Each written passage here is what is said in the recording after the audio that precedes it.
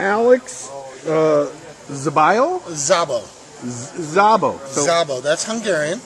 I'm Which Hungarian. part? My parents are my father's from Egad, which is the bull's blood. Right. Tokay region. Right. My mom's from Pux, which is Danubius, and where the Romans first settled back in 900 BC. Wow, back. No, I think before that. No. 900. Yeah. Nah. 500. 500. Okay. Yeah. Long time. A while ago. Yeah, no kidding. Oh, yeah, boy, it's in isn't the that great? Danubian plain, right in the first bend of the Danube there. That's where my mom's from. I see.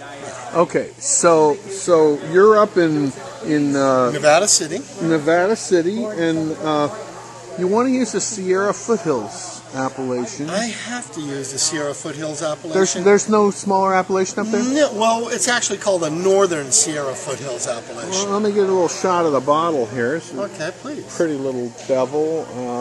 Who did the design there? She is currently working at Benzinger. She's a dear friend of mine. Oh, really? She helped design the red truck label. I gave her her first job out from CCA. Got a tiny little bit of color there. Yeah, I don't use any enzymes, and it's all the grapes are 100% my vineyard, which I planted. I won Environmentalist and Conservationist of the Year award. Did you? Yeah.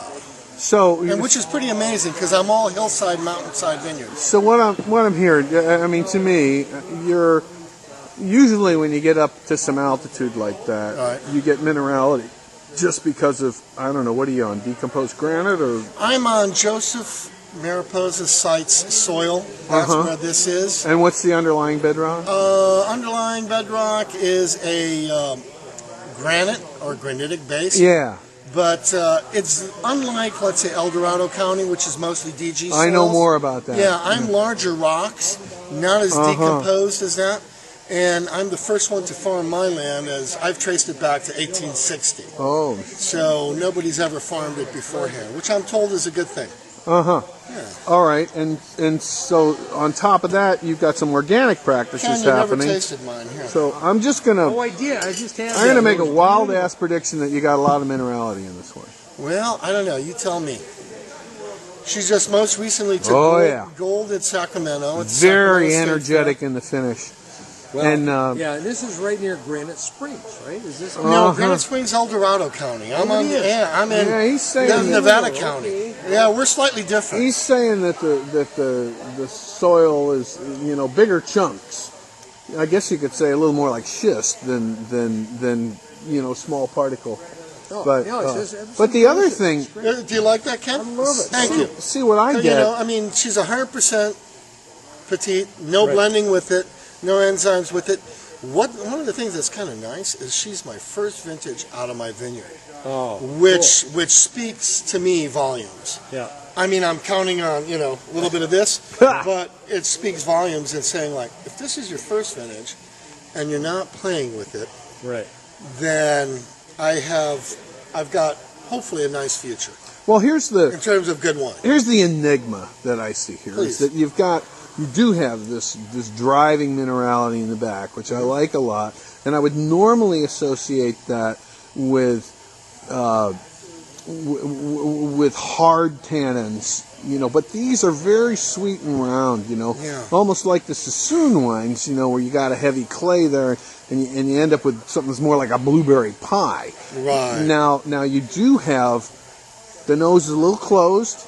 I'm sure it's going to improve with age. I'm not talking about a fault here because I get lots of violets and stuff. Because I pulled out some nice chocolates out of here. Oh, absolutely. Try that one. Sure. For a road test. No, I absolutely love it. And the other thing that's interesting is thyme and sage, and where you are, you've got some other plants up there, and as opposed to say the Napa Valley floor where there's nothing but grapes. Very different soils. So you have all these aromatics in the air, and they get into the wax cuticle of the grape, and so your terroir really manifests in the whole smell of the region. I get that. But this fine sweet tannin is not what I was expecting. Yeah, I'm a little bit unique. Yeah. And I'm not saying that to be presumptuous. No, but I get it. It's quite true. You taste my Petite Sirah compared to even El Dorado County or anybody in the Sierra. There's nothing like an El Dorado County. They're Well, much she's harder. Different. She's different, and Yeah. I think in a very nice way. Very perfumey. You Yes, know. I'm into.